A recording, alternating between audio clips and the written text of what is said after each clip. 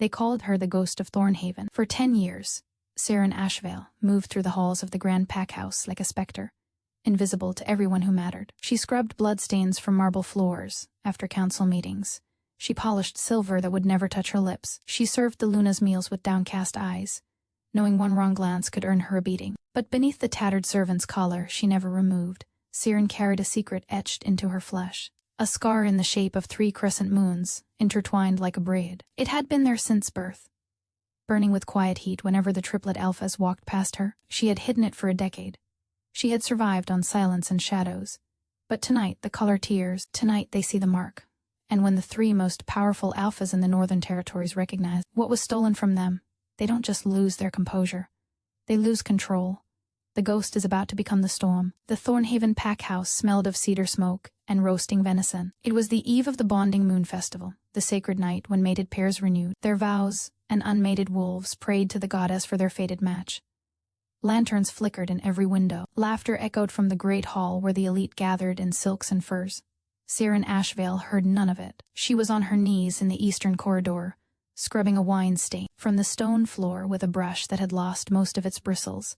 Her fingers were cracked and raw. Her knees ached from hours of kneeling. A thin cotton dress hung loose on her frame, too big because she had dropped weight. Again, skipping meals to avoid the kitchen staff, who liked to trip her. She was 26 years old. She had served the Thornhaven pack since she was 16 when she had been sold by a band of rogues to Lunar Ravenna as a debt payment. She had no memory of her parents, no wolf that answered her call. No place in the hierarchy except the very bottom. Footsteps approached, heavy, deliberate. Siren pressed herself against the wall, making herself as small as possible. 3 shadows passed. She didn't need to look up to know who they were. She could feel them, like standing too close to a bonfire. Her skin prickled. The scar beneath her collar burned with a familiar ache, a heat that spread down her spine and pooled low in her belly. Kaelin, Theron, and Lysander Vexley, the Triplet alphas of Thornhaven. They ruled the pack together, a triad of power that had never been seen before in the Northern Territories. Kaelin, the eldest by 4 minutes, was the strategist. Cold, calculating, with eyes the color of a winter storm. Theron, the middle brother, was the warrior, built like a mountain, scarred from countless battles, radiating barely contained violence. And Lysander, the youngest, was the diplomat, charming, silver-tongued, with a smile that had seduced half the noble daughters in the region. They were mated to Lunar Ravenna, or so the kingdom believed. Siren kept her head down as they passed. She had perfected the art of invisibility. 10 years of practice. 10 years of swallowing her pride, her pain, her strange and forbidden longing, because that was the cruelest part. Despite everything, despite knowing they belonged to the woman who made her life a living nightmare, Siren felt drawn to them. When Kaelin spoke in council meetings she was forced to serve. His voice resonated in her bones. When Theron trained in the courtyard below her tiny window, she couldn't look away from the brutal grace of his movements. When Lysander laughed, something in her chest ached with a hunger she didn't understand. It was madness. It was dangerous. It was the scar's fault. She was certain. The mark had always burned hotter when they were near, as if trying to tell her something she refused to hear. The triplets disappeared around the corner. Siren exhaled, her shoulders dropping. Still, alive, little mouse? The voice slithered down the corridor like poison. Lunar Ravenna Morvain stood at the far end of the hall, draped in a crimson gown that clung to her curves like liquid fire. Her black hair was piled high, threaded with rubies. Her amber eyes glittered with casual cruelty. She was beautiful. She was terrible. And she had made Siren's existence a waking hell since the day she arrived. The wine stain, Siren whispered, gesturing to the floor. I'm almost finished, Luna. Ravenna glided closer, her heels clicking against the stone. She stopped inches from Siren, close enough that her perfume, roses and something metallic, filled Siren's lungs. You missed a spot. Ravenna's foot shot out, kicking the bucket of soapy water across the freshly clean floor. Gray suds splashed everywhere, soaking Siren's dress, undoing an hour of work. Siren didn't flinch. She had learned not to. Clean it again, Ravenna ordered. And when you're done, come to my chambers. I need my feet rubbed before the ceremony. She leaned down, her lips brushing Siren's ear. And if I see you anywhere near my mates tonight, I'll have Theron break both your legs. He does enjoy breaking things. She straightened, smiled like a cat with cream, and swept away. Siren stared at the ruined floor. Her hands trembled, not with fear, but with something hotter. Something that felt like rage. She pressed a palm against her collar, feeling the scar pulse beneath the fabric. Not yet, she told herself. Not yet, but something in the air felt different tonight. Electric, inevitable, the goddess was watching, and she was not known for patience. The great hall was a sea of candlelight and crystal. Hundreds of wolves from allied packs filled the space, dressed in their finest, drinking elderflower wine from goblets, worth more than Saren would earn in a lifetime. A string quartet played in the corner. The scent of power and pheromones hung thick as fog. Saren moved through the crowd like water, through cracks, carrying a tray of champagne flutes. She kept her eyes down, her step silent. The servant's collar was tight around her throat tonight. Ravenna had personally fastened it before the event, yanking the leather strap hard enough to leave bruises. Tighter, Ravenna had whispered, smiling. "We can't have anything slipping." Saren had said nothing. She never did. Now she wove between laughing nobles and preening alphas, refilling glasses, clearing empty plates, existing in the spaces between notices. She had almost made it to the kitchen doors when a heavy body slammed into her. The tray flew from her hands.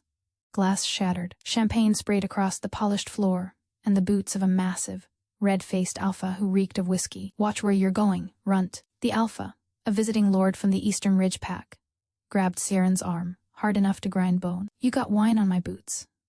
"I'm sorry, my lord, sorry." He yanked her closer, his breath hot and foul against her face. "You'll lick them clean, is what you'll do." Saren's heart hammered. She knew better than to resist. Resistance meant punishment. Resistance meant Ravenna's creative cruelties, the cold cellar, the silver-tipped whip, the days without food. But something in her snapped. No. The word escaped before she could stop it. Small, defiant, suicidal. The alpha's face purpled. His hand swung back to strike her. It never landed. A grip like iron closed around his wrist, stopping the blow mid-air. The alpha yelped, his bones creaking under the pressure. "You will remove your hand from what is ours." The voice was ice and gravel. Saren looked up. Kalen Vexley stood there, his storm-gray eyes fixed on the Eastern Ridge Alpha with cold murder beside him. Theron loomed like a war monument, his scarred hands flexing, and Lysander flanked her other side, his usual charming smile replaced with something sharp and predatory. The great hall had gone silent. Every eye watched. "Alphas," the Eastern Lord stammered, releasing Saren instantly. "I didn't realize she's just a servant. You thought wrong." Theron's voice was a low rumble, the sound of an avalanche waiting to fall. "Leave. Now." The alpha fled, nearly tripping over himself. Saren stood frozen, her mind reeling. They had never intervened for her. In 10 years, they had never even looked at her directly. Why now? Why tonight? Then she felt it. Air on her throat, cool, exposed. Her hand flew to her neck. The leather collar had snapped when the alpha grabbed her, torn clean off and lying in the puddle of champagne at her feet. And the scar, her secret, her shame, her curse, was bare for all to see. 3 crescent moons, intertwined like a braid, glowing faintly silver against her skin. Kalen saw it first. His entire body went rigid, as if struck by lightning. His nostrils flared, and a sound escaped him, low, guttural, not entirely human. "What?" Lysander breathed, his golden eyes widening with shock. "That muck.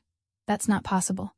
Theron moved fastest. He grabbed Saren's chin, tilting her head back, exposing the scar fully to the light. His touch sent electricity arsing through her veins. The mark blazed brighter, responding to him, to all of them. "It's real," Theron growled. His pupils were blown wide. Wolf bleeding into man. The triad mark. She's wearing the triad mark. The hall erupted in whispers, gasps. The string quartet stopped playing, and from across the room, Luna Ravenna's champagne glass slipped from her fingers and shattered on the floor. She was already moving, cutting through the crowd like a blade, her face twisted with fury and something else. "Fear. Don't listen to them," Ravenna commanded, her voice carrying over the murmurs. "She's a rogue-born nobody. She probably carved that mark into her own flesh to manipulate the alphas. It's a trick. A pathetic, desperate trick." Saren opened her mouth to speak, to deny, to explain, but no words came. She was drowning in the sensation of 3 pairs of eyes locked onto her. 3 bonds she had suppressed for a decade, suddenly roaring to life like wildfire, carved it. Kalen's voice was quiet, dangerous. He hadn't stopped staring at the mark. "The triad mark cannot be forged. It appears at birth on the one destined to complete the bond. We were told our true mate died over 2 decades ago." His gaze slowly lifted to Ravenna. "We were told you found the body yourself." The silence that followed was a living thing. Ravenna's smile flickered. "Kalen, darling, You can't possibly believe. Why is she wearing a servant's collar? Lysander interrupted. His voice had lost all its charm. Why have we never seen her face in 10 years? Why does she smell like us? He stepped closer to Siren, inhaling deeply. His eyes flashed gold. She smells like pack, like home, like mine. Theron snarled the word, his wolf fully surfacing. She smells like mine. The three alphas closed ranks around Siren, a wall of muscle and barely restrained violence. They weren't looking at the crowd. They weren't looking at their supposed Luna. They were looking at the servant girl who had scrubbed their floors for a decade, and in their eyes, Siren saw recognition. Hunger, rage, not at her. At the woman who had kept her from them. Ravenna recovered fast. She hadn't clawed her way to the position of Luna by being easily rattled. This is absurd, she declared, her voice ringing with practiced authority. I am your bonded mate. I have ruled beside you for 10 years. You cannot honestly believe that this creature, she spat the word, is anything more than a delusional servant with a self-inflicted scar. She gestured sharply to the guards lining the walls. Seize her. She has clearly gone mad, possibly feral. For her own safety and the safety of this pack, she needs to be contained. 2 guards stepped forward hesitantly. Theron turned. Just turned. One look from him. Both guards froze mid-step, then retreated back to the walls like scolded dogs. No one, Theron growled, touches her. She is pack property, Ravenna snapped. I own her debt. I have the contract, show us. Kaelin's command cut through the chaos, like a blade through silk. He still hadn't moved from Siren's side, but his voice carried the weight of absolute authority. You claim to own her debt. You claim the triad mark is false. You claim our true mate died 2 decades ago. His storm-gray eyes pinned Ravenna in place. Prove it. Now. In front of the entire court. Ravenna's composure cracked, just for a moment. A flicker of panic behind her amber eyes. Kaelin, this isn't the time or place. We have guests. The ceremony is cancelled. Lysander's voice was silk wrapped around steel. Until this matter is resolved, nothing proceeds. Whispers erupted from the crowd. This was unprecedented. In 10 years, the Triplet alphas had never publicly contradicted their Luna. They had been the picture of unity, of strength. Now that picture was shattering in real time. Siren stood at the center of it all, trembling. The mark on her throat pulsed with warmth, as if reassuring her. But her mind was spinning. This couldn't be happening. She was nobody. She was less than nobody. She had spent a decade convincing herself that the strange pull she felt toward the alphas was a delusion, a broken Omega's fantasy. I didn't carve it, she whispered. The words came out cracked, barely audible. I've had it since I can remember. I've always had it. Ravenna's eyes snapped to her, filled with venom. Shut your mouth, you lying little. Let her speak. Lysander's command was quiet but absolute. Siren swallowed hard. Every eye in the hall was on her. She had never spoken in front of more than 3 people at once. Now hundreds watched, judged, waited. The rogues who sold me, Siren continued, her voice gaining a fraction of strength. They called me the Marked One. They said I was cursed, that no pack would want me because of the scar. They said it made me wrong. She touched her throat. Luna Ravenna bought me the day I arrived. She took one look at the mark and paid triple the asking price. She said she was being charitable. Charitable, Theron repeated, the word dripping with contempt. She made me wear the collar from the first day. Said it was tradition for debt servants. Said I could never remove it until my contract was paid. Siren's voice cracked. But the contract never had an end date. I checked. I found the document once, years ago. It said my debt would be cleared upon my death. The silence in the hall turned toxic. That's a slave contract, an elder wolf called from the crowd. Those have been outlawed for 3 centuries. Ravenna laughed, but the sound was brittle. She's lying. She's clearly been planning this for years, waiting for the perfect moment to, the healer. Kaelin's interruption silenced her. Summon the pack healer. Elder Mirren can verify the authenticity of a mate mark. If the scar is self-inflicted or artificially created, she'll know instantly. His eyes met Ravenna's. Unless you object to an impartial examination. Ravenna's jaw tightened. Of course not. I welcome it. It will prove once and for all that this wretch is a fraud. But her hands were shaking. Siren noticed. The alphas noticed. The crowd parted as an ancient woman shuffled forward, her white hair braided down her back. Her milky eyes sharp despite their age. Elder Mirren had served Thornhaven since before the Triplet's grandfather was born. Her word was law in matters of the goddess's magic. She approached Siren slowly, studying her with those unsettling pale eyes. Child, the healer rasped. Show me your throat. Siren tilted her head back, exposing the glowing mark. Elder Mirren reached out with gnarled fingers, tracing the 3 intertwined crescents. Her touch was cold, papery. The mark flared brighter. Mirren inhaled sharply. Goddess above. What? Kaelin demanded. What do you see? The healer turned to face the alphas, her expression grave. This mark is genuine. More than genuine. It is the most powerful triad bond I have ever witnessed. It was placed by the moon goddess herself at the moment of this child's birth. She paused. And it has been suppressed, deliberately, for years. I can feel the residue of dark magic woven through her blood. Someone has been feeding her moonsbane. Gasps rippled through the crowd. Moonsbane, the forbidden herb that could sever a wolf from their bond, mute the voice of their inner beast. Given in small doses over time, it could keep a fated mate from ever recognizing their partner. 3 pairs of alpha eyes turned to Ravenna. You poisoned her, Lysander said softly. You found our true mate, and instead of bringing her to us, you poisoned her. You enslaved her. You made her scrub the floors of the house she should have ruled. You made her serve you. Theron's voice was barely human now, his wolf surging beneath the surface. You made our mate kneel at your feet. I am your mate, Ravenna shrieked. I am the Luna of Thornhaven. I have given you everything. I have sacrificed. You have given us nothing. Kaelin's voice dropped to a whisper that somehow carried through the entire hall. We never completed the bond with you. In 10 years, the mate mark never appeared on your skin. We thought we were defective. We thought the goddess had cursed us. His hands clenched into fists.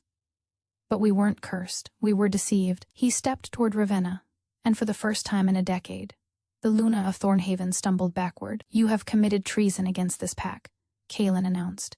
You have enslaved a fated mate. You have poisoned a member of the Alpha bloodline. You have lied to your ruling council for 10 years. The punishment, Theron growled, is death. Ravenna's composure shattered completely. She looked around wildly, searching for allies, finding none. The nobles who had once fawned over her stepped back, distancing themselves from her contamination. You can't do this, she hissed. I know things. I have allies. The Eastern Ridge Pack, the Crimson Fang Coalition, will not save you, Lysander finished. Guards, take her to the cells. She will face tribunal at dawn. No. No. Ravenna lunged, not toward the door, but toward Siren, her fingers hooked into claws, aiming for the exposed throat, for the mark that had unraveled everything. She never made contact. Theron moved like lightning, catching Ravenna by the throat and lifting her off the ground with one hand. His eyes were fully wolf now, glowing amber in the candlelight. You don't get to touch her, he snarled. You don't get to look at her. You don't get to breathe the same air as her. He threw Ravenna to the guards, who caught her and began dragging her toward the dungeon stairs. She screamed curses the entire way, threats and promises of vengeance, until the heavy doors slammed shut and silence fell. The hall remained frozen. Then, slowly, Elder Mirren lowered herself to one knee. Then another elder. Then another. A wave of submission rippled through the crowd as wolf after wolf knelt before the trembling servant girl with the glowing mark on her throat. Siren couldn't breathe. Her legs buckled, but she didn't fall. 3 sets of arms caught her. 3 bodies pressed close.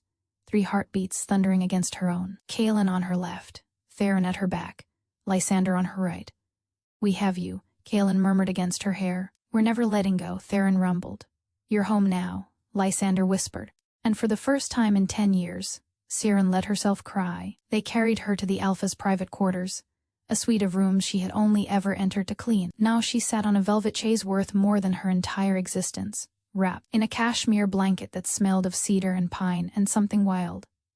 The triplets hadn't left her side. Kaelin stood by the window, staring out at the moonlit grounds, his jaw tight with barely contained fury. Theron paced like a caged predator, his boots wearing a path in the ancient rug. Lysander sat closest to her, his golden eyes never leaving her face. Drink, Lysander said softly, pressing a warm cup into her trembling hands. It's honeyed tea. No moonsbane. I watched the healer prepare it myself. Siren took a sip. The sweetness hit her tongue, and something else. A tingling warmth that spread through her chest, her limbs, her blood. What's happening to me? She whispered. Her skin felt too tight. Her bones ached. The scar on her throat was burning hotter than ever, pulsing in rhythm with her heartbeat. Elder Mirren shuffled forward from the corner, where she had been mixing herbs. The moonsbane is leaving your system. I've given you a purging tonic. The process will be, she paused, choosing her words carefully, uncomfortable. Uncomfortable? Theron stopped pacing. Define uncomfortable. The herb has been suppressing her wolf for over a decade, perhaps longer, depending on when the dosing began. Mirren's pale eyes studied Saren with clinical interest. When the block is removed, her wolf will emerge. Violently. The longer the suppression, the more powerful the release. Saren's cup slipped from her fingers. It shattered on the floor, tea splashing across the stone. She couldn't breathe. Her lungs were on fire. Her spine was bending, cracking, reshaping itself in ways that shouldn't be possible. Saren. Kaelin was suddenly in front of her, gripping her shoulders. Look at me. Focus on my voice, but she couldn't focus on anything. The world was fracturing into shards of light and shadow. A voice was rising inside her, ancient and furious, a howl that had been silenced for far too long. They caged us, the voice snarled. They starved us. They made us crawl. I can't. Saren gasped. Something's wrong. Something's. Her back arched. A scream tore from her throat, but halfway through, it became something else. A howl. The transformation ripped through her like a lightning strike. It wasn't gradual. It wasn't gentle. One moment, she was a trembling woman on a velvet chaise. The next, she was something else entirely. The triplets stumbled back as Saren's body exploded outward. Bones snapped and reformed, skin split, and knitted back together beneath a coat of fur so white it seemed to glow. She grew and grew, her mass doubling, tripling, until she filled half the room. When the light faded, a wolf stood in the wreckage of the Alpha's quarters. But not just any wolf. She was massive, easily the size of a warhorse, with fur like freshly fallen snow streaked with veins of silver. Her eyes, once a muted gray, now blazed with molten gold, and on her chest, where a wolf's heart would be, the triad mark shone like a brand of liquid moonlight. Elder Mirren dropped to her knees, her ancient face slack with awe. Goddess preserve us. A lunar wolf. I thought they were legend. The triplets stood frozen, their own wolves howling inside them, desperate to answer the call of the magnificent creature before them. Saren, or the wolf that was Sian, lifted her massive head. She looked at the three alphas, recognition flickering in those golden depths. Then she opened her jaws and let out a howl that shattered every window in the tower. The sound carried across Thornhaven, rolling over the packhouse, the training grounds, the distant forest. Every wolf in the territory heard it. Every wolf stopped what they were doing and tilted their head toward the moon, because that howl wasn't just a sound. It was a summons, a declaration, a coronation. The true Luna had awakened, and she was done being silent. The shift lasted only minutes, but to Saren, it felt like lifetimes. When her bones finally stopped screaming and her skin stopped burning, she found herself on the floor of the Alpha's quarters, naked and gasping, surrounded by shattered glass and splintered furniture. 3 coats landed on her simultaneously. She would have laughed if she had the strength. Instead, she lay there, cocooned in cashmere and wool and leather, breathing in the mingled scents of her mates, because that's what they were. She understood it now, felt it in every cell of her being. The bond wasn't just a mark on her skin. It was woven into her soul. Can you stand? Kaelin's voice was strained, barely controlled. She could hear his wolf pacing beneath the surface, demanding to be let out. I think so. Theron didn't wait for her to try. He scooped her up as if she weighed nothing, cradling her against his chest. His heartbeat thundered against her ear. You're burning up, he growled. The fever hasn't broken.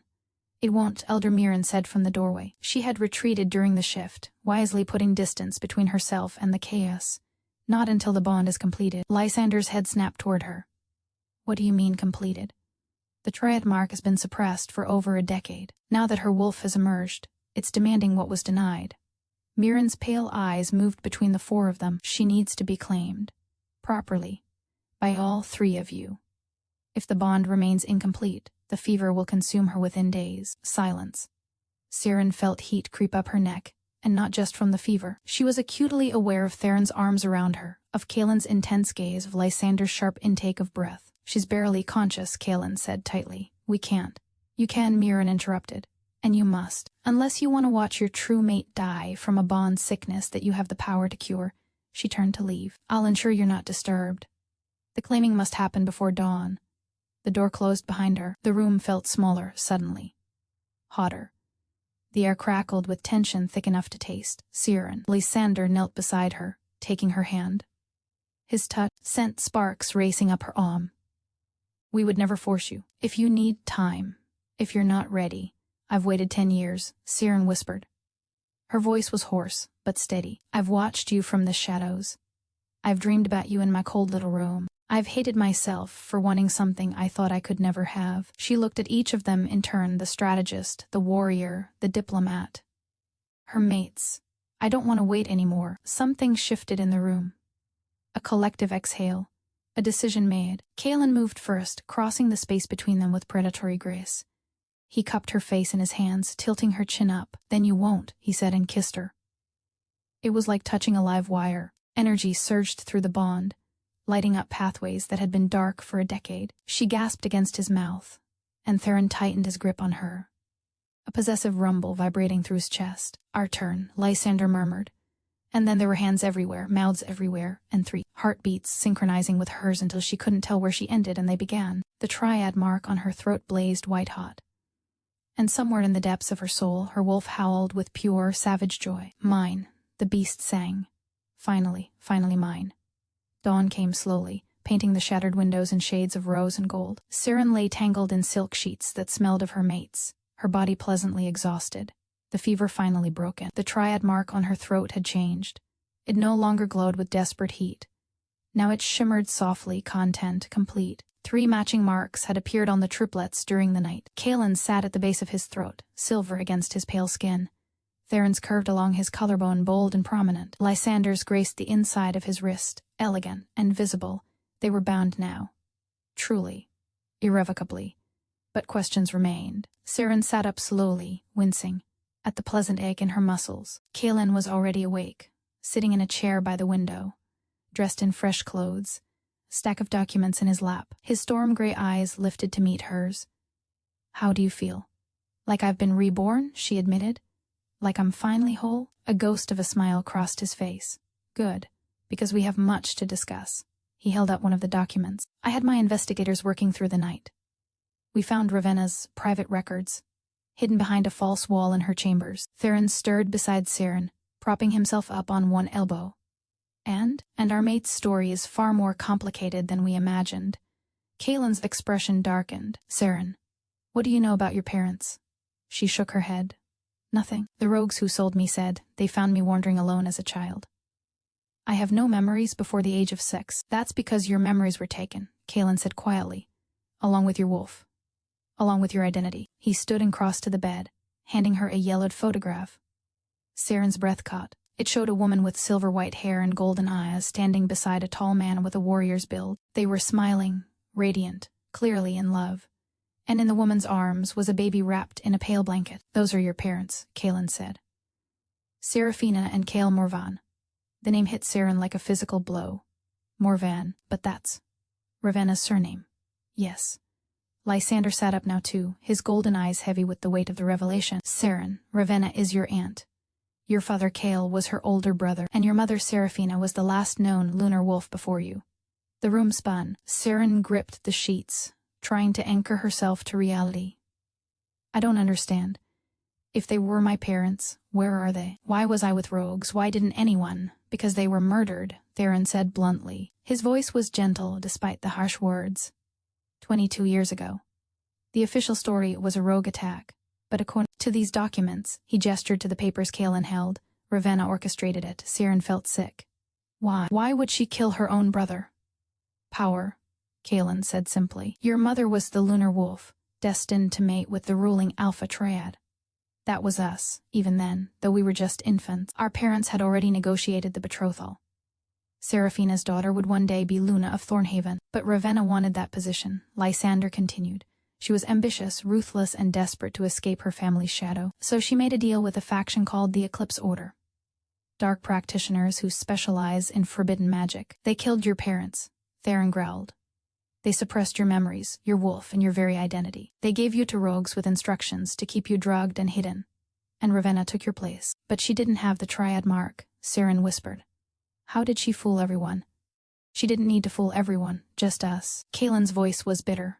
We were children when our parents died. We were told our fated mate had perished in the same attack that killed yours. Ravenna was there, conveniently, to comfort us through our grief. By the time we came of age, she had positioned herself as the only viable Luna candidate. The bond never formed because she wasn't our mate, Lysander said. We thought we were broken. We thought the goddess had abandoned us. We never questioned Ravenna's story, because we had no reason to. Until now. Theron finished. Saren stared at the photograph, at the faces of parents she couldn't remember. Tears slid down her cheeks. But they weren't tears of sorrow. They were tears of rage. She took everything from me, Saren said softly. My family. My identity. My wolf. 10 years of my life spent on my knees. She looked up at her mates, and her eyes were no longer gray. They were blazing gold, her wolf surging to the surface. I want justice. Kaelin took her hand, pressing his lips to her knuckles. You'll have it. But Ravenna isn't working alone.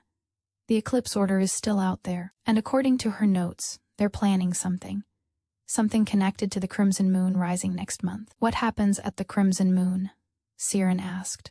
The triplets exchanged glances. It's the one night of the year when the barrier between realms is thinnest, Lysander explained. When dark magic is at its peak. If the eclipse order has been waiting for something, that's when they'll strike. Theron cracked his knuckles. Then we have 1 month to find them, destroy them, and make sure Ravenna tells us everything she knows. She'll never talk willingly, Kaelin said. Saren smiled, and there was nothing soft about it. Then I'll make her talk. The triplets stared at their mate, seeing not the timid servant who had scrubbed their floors, but the lunar wolf who had slept inside her all along. First, Saren said, rising from the bed and wrapping a sheet around herself like a queen donning a robe, I need to address the pack. They need to know who I am. They need to know who she is, and they need to know that things are about to change. She walked to the broken window and looked out at Thornhaven, at the territory she had served as a slave, but would now rule as Luna. No more hiding, she said quietly. No more silence. The ghost of Thornhaven is dead. She turned to face her mates, her golden eyes blazing with power. The storm has arrived. Saren descended the grand staircase on the arms of her 3 mates. She wore a gown of midnight blue silk, hastily altered from Ravenna's wardrobe. It felt like justice, wearing the false Luna's clothes. The triad mark on her throat glowed softly in the morning light. Hundreds of wolves filled the hall, summoned by the alpha's howl. News of last night had spread like wildfire. Last night, a great wrong was exposed, Kaelin announced. For 10 years our true mate was hidden among us as a slave. Today, we set things right. Any who challenge this claim may speak now, Lysander declared. A figure pushed through the crowd. Tall, gaunt, with eyes like chips of obsidian. Elder Voss. There was something wrong about his scent, metallic, bitter. I challenge. The lunar bloodline was exterminated for a reason. The eclipse order cleansed them to protect our kind. Gasps erupted. An elder openly admitting allegiance to the eclipse order. Let him speak, Saren said quietly. I want to hear him confess. Voss laughed. The lunar wolves were tyrants who could bend wolves to their will. We called a threat. Ravenna was a useful tool, ambitious, easy to manipulate. She did the dirty work. And now, Kaelin's voice was ice. Now I invoke the ancient right. Trial by moonfire. If she survives, she may claim the Luna seat. If she fails, her bloodline dies with her. The crowd erupted. Trial by moonfire hadn't been invoked in centuries. She just shifted yesterday, Lysander snarled. She hasn't. I accept. The triplets turned to her, horror etched on their faces. Saren. No. Kaelin gripped her shoulders. I've spent 10 years being invisible, worthless, nothing. If I hide behind you now, I'll always be the servant girl who got lucky. Her eyes flared bright gold. I need to show them what I truly am. Theron's jaw clenched.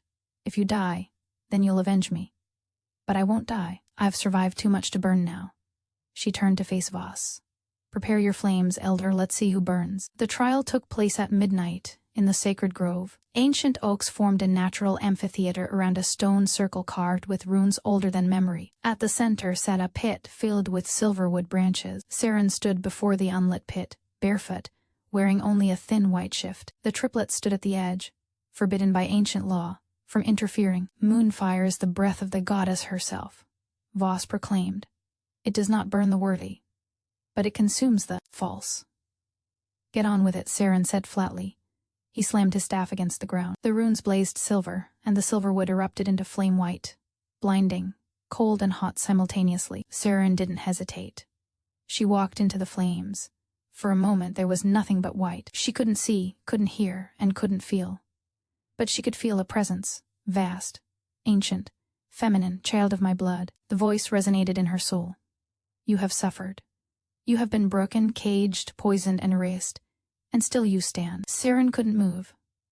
The presence surrounded her completely. You are not just a lunar wolf. You are the last of my direct line. My blood runs in your veins. My power sleeps in your soul.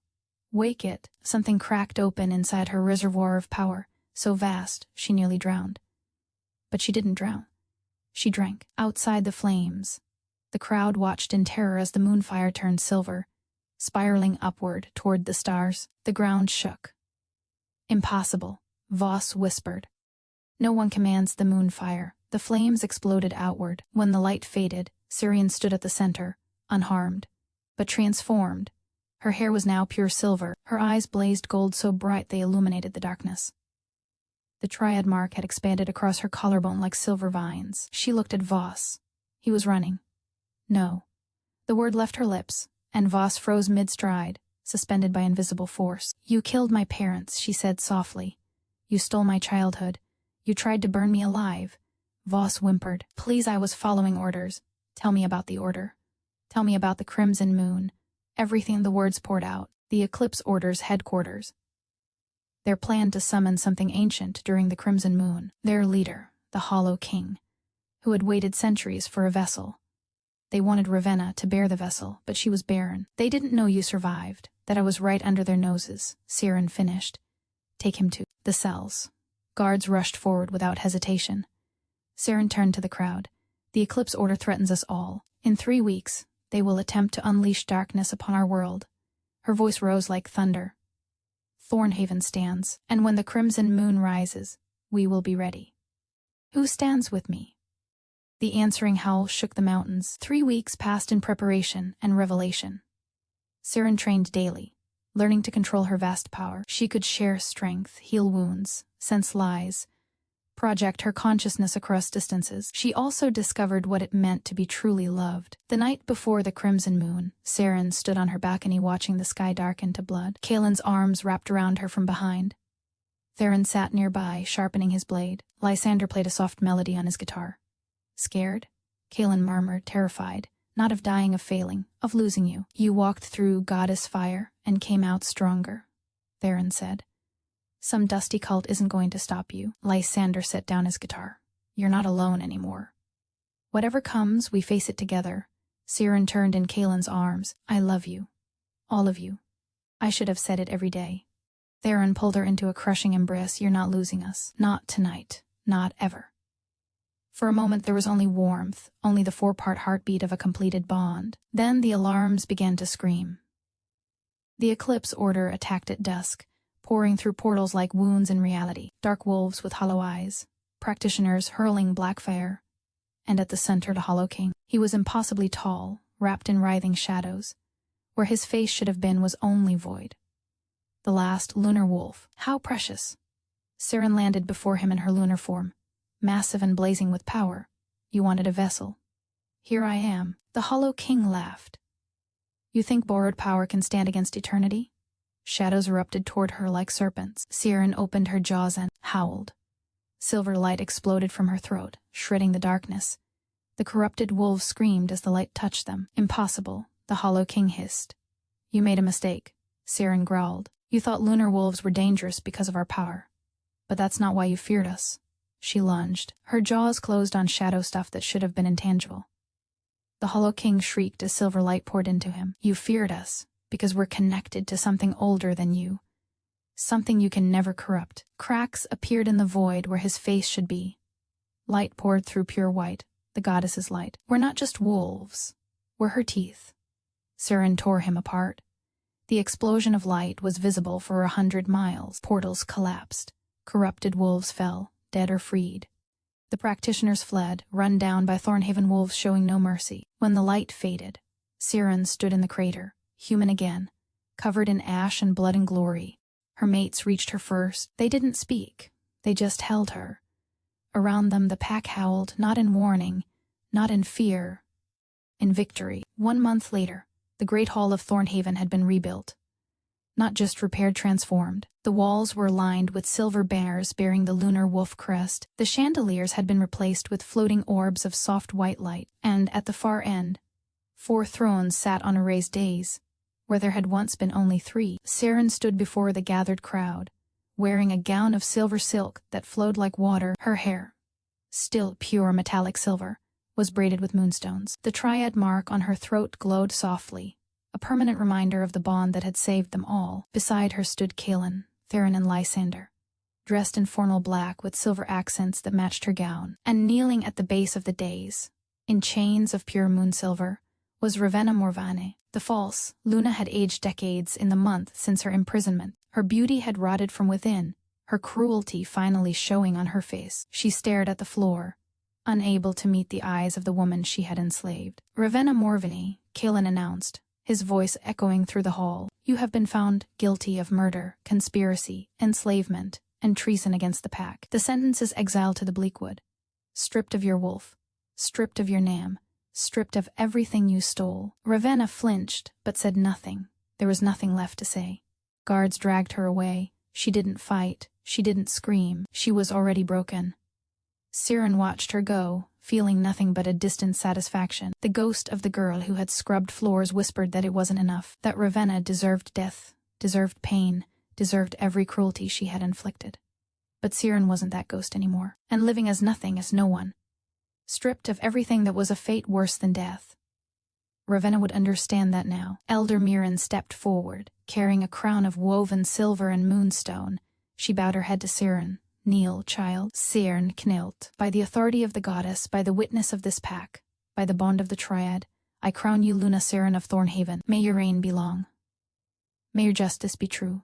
May your light never fade." The crown settled onto Siren's head, and the hall erupted in howls of acclamation. She stood and turned to face her people now, truly and completely. Servants she had once worked beside, guards who had once ignored her, nobles who had once looked through her as if she didn't exist. Now they were all looking. Now they all saw her. And every single one of them was kneeling. Siren smiled, took her mate's hands, and spoke the words that would define her reign. "Rise, all of you. We kneel to no one but the goddess herself." She looked out at the sea of faces, her golden eyes warm but fierce. Not anymore. The crowd rose. And in the front row, she spotted a familiar face, a young servant girl with hollow cheeks and frightened eyes, the same look Siren had worn for a decade. Siren stepped down from the dais and crossed to the girl, taking her trembling hands. "What's your name?" "Mira Luna." Siren smiled gently. "Mira, you're not invisible, you're not worthless, and from this day forward you're not a servant." She glanced back at her mates, who nodded in understanding. "Your pack. Full member, equal." Mira burst into tears, and somewhere, watching from the spirit realm, a goddess smiled. If this story made you feel something, smash that like button and subscribe for more tales of revenge, redemption, and ridiculously attractive alpha males.